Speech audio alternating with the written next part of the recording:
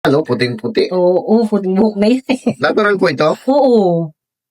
Anong gusto Eh niyo? kung sana yung hair ko na pinapagaya, kaya ganyan Opo. itsura. Papagupit, tapos ikaw na bahala kung isuggest mo anong bagay sa buhok ko.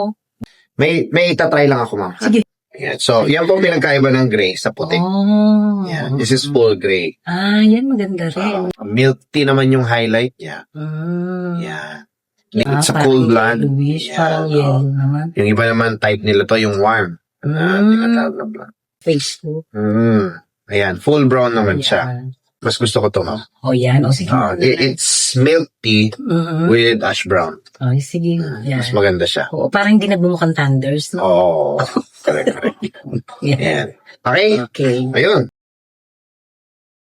Kumusta, ma'am? Ang ganda. Oh, yun. I like it. Ano, di ba? Yeah. So, hindi na siya puti, Yeah. pero pag tubo ng puti, ayos pa din. Yeah. Explain ko sa'yo, ma'am. Kasi karamihan ng nanonood, gusto nila gray blending. Gray blending. Hanggang sa yung iba, hindi na nagpapakulay. Kasi nga, gusto nila pag tubo ng puti. Yun na. Oo. Pero hindi nila napapansin na iba pa rin talaga pag nilagyan mo siya ng color. Yeah. Oo. Kasi ang puting buhok, I'll be honest, nakakatanda talaga. Talaga, sinabi nga sa akin. Di ba? O, kita mo naman. Oh, kanina puting-puti. Yeah. Ngayon, ganito na siya. So, ang punto doon is, pwede mo namang ma-enjoy yung white hair mo. At the same time, you know, you look presentable, you look young.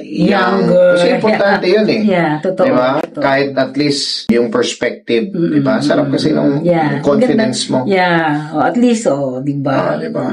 So, ayun ma'am, sinunod ko yung cut na gusto mo. Gusto mo nang may volume dito. Tapos payat dito. Yan. Yan, ganda. I like it. Salamat Yeah. po. May The best ka talaga. Salamat, ma'am.